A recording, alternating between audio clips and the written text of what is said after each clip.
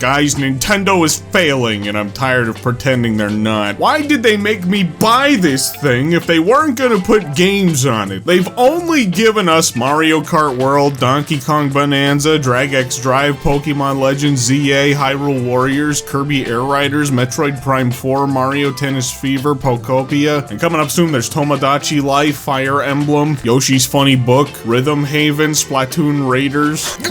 When's the next Nintendo Direct? This is what the online discourse in the Nintendo community has looked like this year so far. And I'll admit, I don't really see eye to eye with a lot of the people who are feeling this way right now. So I thought it'd be fun to get out here and yap about it, because that's what I do. But before I do all that, if you could hit that like button and subscribe, well, that would be cool. So yeah, lately it seems like there's been this rising, building tension in the Nintendo community.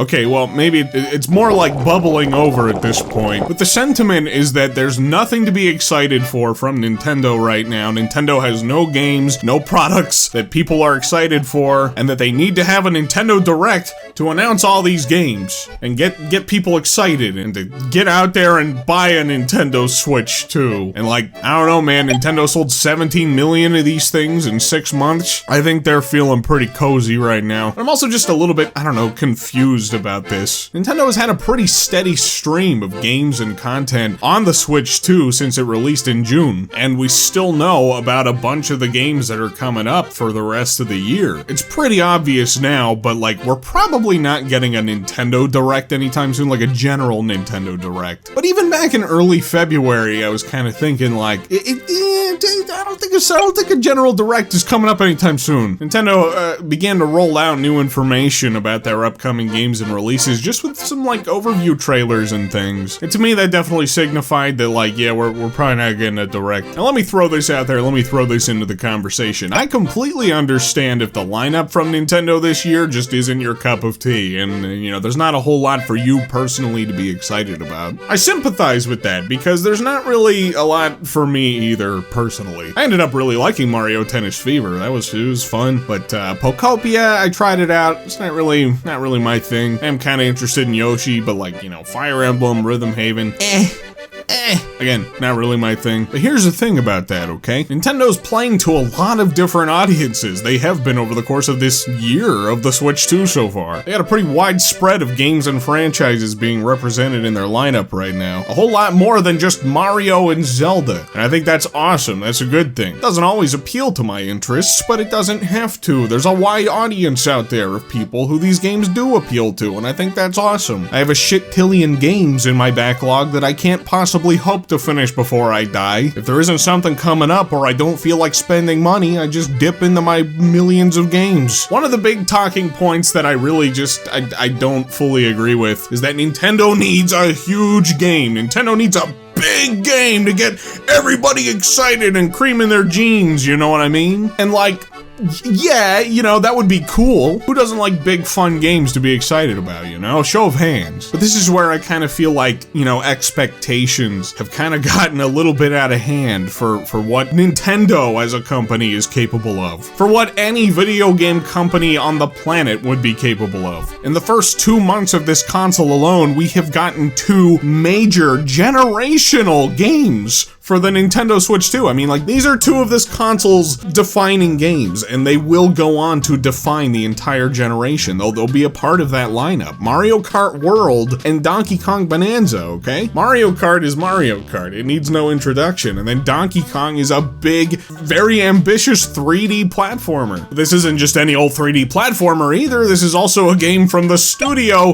who is the gold standard for the modern 3D platformer. In my opinion, it's even better than Mario Odyssey. This studio only knows how to win. Now, generally speaking, Nintendo puts out some pretty good stuff. So maybe it's just gotten easier to take it for granted, but guys, making games isn't easy, let alone generation-defining titles. Not just generation-defining titles, but some of the best games of all time. Yeah, like that's not an easy feat. Getting even one generation-defining game in a year is impressive, but 2 back-to-back right at the very beginning, like that's pretty good right there. The rest of the year wasn't too shabby either as far as big games go. Pokemon Legends ZA, it's Pokemon. Pokemon's pretty big. Metroid Prime, love it or hate it, was a very ambitious title for Nintendo. I can tell you Nintendo didn't announce this game with the intention of it being mediocre, okay? They surely didn't want it to turn out that way. It was an expensive, major production for them. And when you consider that this is all just within the first 6 months, like, this is kind of crazy. But I want to show you guys something, okay? Let me just pull up this little image here. So this right here, right? This is the first year of the Nintendo Switch 1. This was their first party software lineup for the entire first year. I got a lot of fond memories for year 1 of the Switch 2, okay? You know, I liked Breath of the Wild, that was pretty good. Splatoon 2, Mario Odyssey was the real headliner of the year for me. I really was very excited for that game. Overall, pretty decent software lineup for being year 1. And this right here is year 1 of the Switch 2. If we're just talking sheer content, it already craps all over the first year of the Switch 1. I'm not talking anything about the quality of any of this, okay? I'm talking about the sheer volume of the content. Nintendo is firing on all cylinders. Any video game company would kill to have a lineup like this for the first year of their brand new console, or their brand new system, you know? I think within the first 6 months alone, like taking out the Switch 2 editions even from the equation, I think Nintendo already has more exclusives on the Switch 2 than the PlayStation 5 has had in 6 years, okay? Games are not easy to make,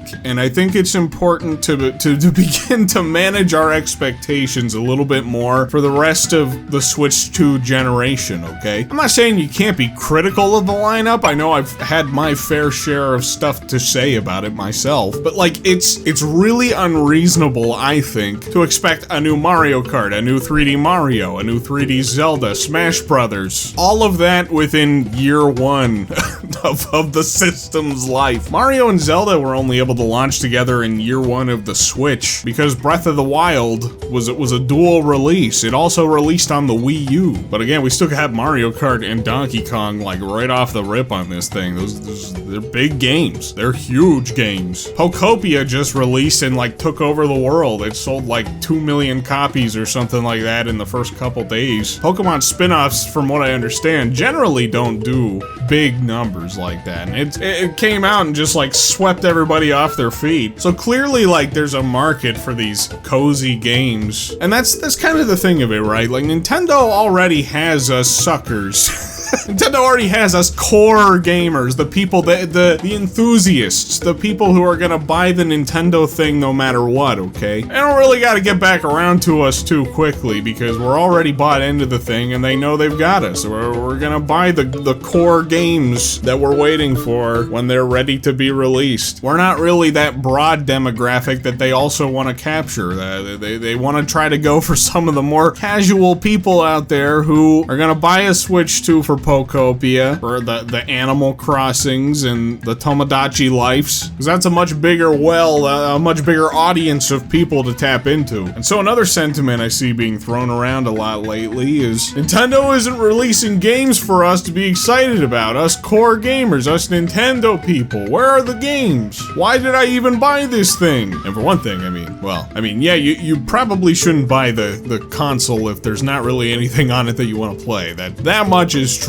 But you know, another thing to keep in mind is that buying a brand new console early, like, you know, right at the very start of the generation, it is a bit of a roll of the dice. It's a gamble. It's an investment. I bought the PlayStation 5 early because a lot of their early lineup through the first year looked interesting to me. But since then, they've done very little to keep my interest, and this will probably be the last PlayStation console that I buy. The thing about Nintendo is that I feel pretty confidently that in the years to come, Nintendo is going to provide the games. I feel like it's just obvious. But they're not gonna front load the system with every single game that everybody is looking for right now. It's just not gonna happen like that. But even then, guys, I mean, you know, it's March. We are absolutely going to have a Nintendo Direct probably, you know, in like May or June. It's gonna reveal more games coming through the rest of the year, give us more information about games that they have announced that we're still waiting on. Nintendo not done making games, and yes, those games that we're waiting on, the 3D Marios, the Zeldas, the Smash Bros, they're gonna happen eventually. I mean, it's inevitable. It's all this like fear posting going on around the state of Mario. It's like, dude,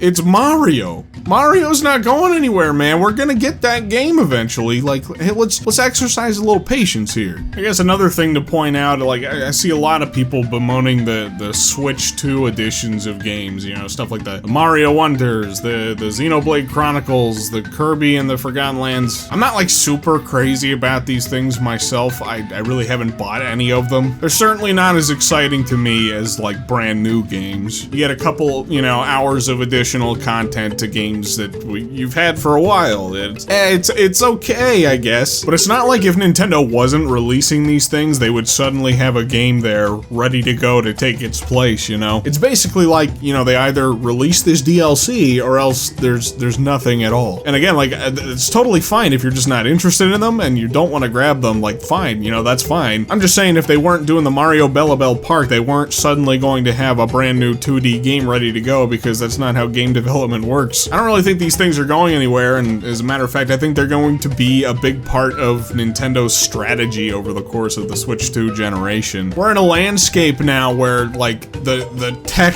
the hardware has advanced so significantly that, like, games are going to take much longer to develop than ever before, okay? And, like, this isn't just something to get used to for this generation, it's pretty much just, like, from now until the end of video games. Games are gonna take a while. They're gonna take a while to make. And so these Switch 2 editions and these, like, DLC editions and all that fun stuff, these are ways for Nintendo to have a consistent trickle of content whenever there's not a game ready to be released in the, you know, in the present. They employed a similar tactic during the Switch 1 generation, which, I mean, I was pretty critical of early on, where it was basically just like a Wii U port factory. They would add a couple of little bells and whistles to some Wii U games and then re-release them on the Switch at full price. The difference now, at least, is that they're adding those bells and whistles to Switch 1 games and re-releasing them again. But considering the install base on the Switch, you know, there's a decent chance that you probably already own the games, and so getting that additional content isn't gonna cost you the entire full price of the game again. A lot of these have been releasing at about 20 bucks, so. And again, like, I mean, it's fine to be critical of it, I'm just saying, I can kind of see, like, why they're doing it, you know? So I think we're gonna see more Switch 2 editions, and probably more additional content added to games that they've released so far. Like, we've already seen it with Donkey Kong Bonanza, they added an Emerald Rush DLC. Surely Mario Kart World is gonna see some DLC at some point. It's going to extend the life of these games, and that'll help to grant them more time to cook up whatever else they're cooking up. But here's the thing too, like, even if you just take the Switch 2 editions just totally out of the equation, I still think their software lineup is impressive for the first year. Like, almost a game every single month for an entire year is just, that is just crazy. And from the looks of it, they might even be able to keep it up throughout the whole rest of the year. We don't really know what's going on with Rhythm Haven and Fire Emblem just yet, or Splatoon Raiders. Surely they'll fill in the gaps through the later months this year, and surely they also have more games to announce for this year. And again, I'll re-emphasize, it's not like you have to be excited for these things, okay? You're perfectly fine to be critical of it and say, like, dude, I think this lineup sucks. I'm just saying, I think it's important to manage your expectations. There really wasn't a reason between the beginning of the year and now to just blow their lid off for everything coming for the rest of the year, because they already have a whole bunch of games announced that they needed to cover. And then the big elephant in the room is the Mario movie, which comes out at the beginning of April. They're gonna want the focus to be on that. They're releasing the Mario Wonder Bell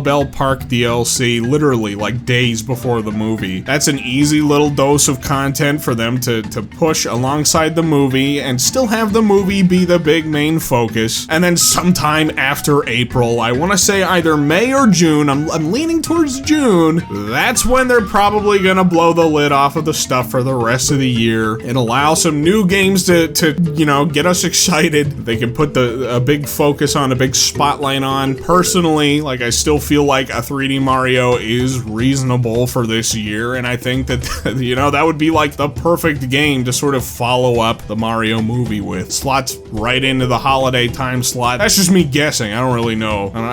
Who knows, right? So yeah, I don't know. I guess that really kind of just about covers it. I just kind of felt like offering up my perspective because, like, I don't know. I just feel like the conversation around Nintendo right now is just, it's just a little bit short-sighted. Nintendo has this volume of games and content right now that is just completely unmatched. It's honestly, like, really impressive. I mean, this lineup right here, it's only possible because of their 40+ years of, you know, being in video games or whatever it is. There is nobody else in the entire gaming industry putting out games in such high volume and mostly really good quality. I mean, there's some iffy stuff here and there, but even so far this year, I'd say they're doing a pretty darn good job. Tennis was good, Pocopia's good, I'm sure Tomodachi Life is probably going to be good, Yoshi's looking pretty good, and I think at the end of the Switch 2 generation, we're gonna look back on all the games and content that have released and go like, yes, they got a lot of games.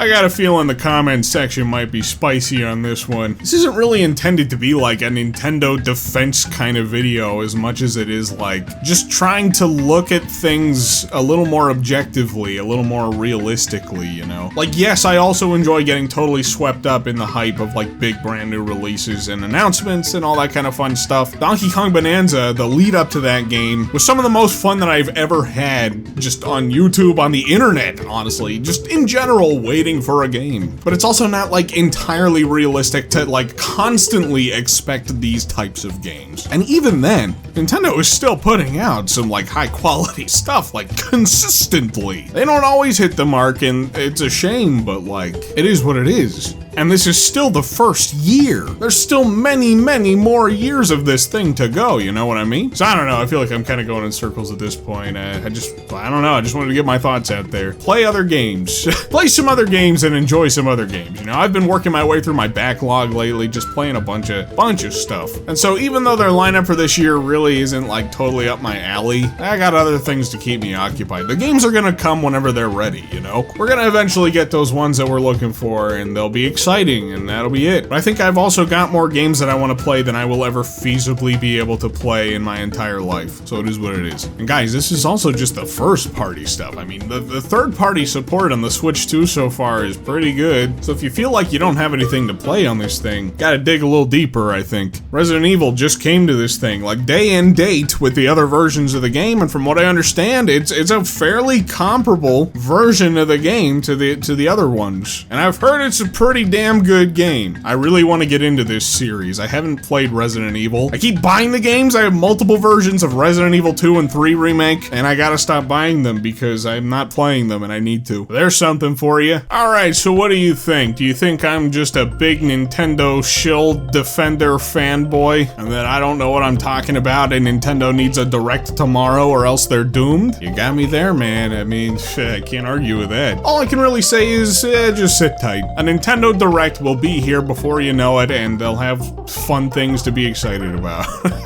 That's all I can really say. Whatever the case, however you feel, leave your thoughts in the comments below. Hit that like button if you enjoyed, subscribe if you're new. I got a new series for channel members and Patreon supporters where I'm yapping about games that I'm completing in my backlog, so if you're interested in hearing more about that, you know, become a channel member today or a Patreon supporter. Either way, you'll get access to them. Thanks for watching, thanks for listening. I'll catch you guys in the next one.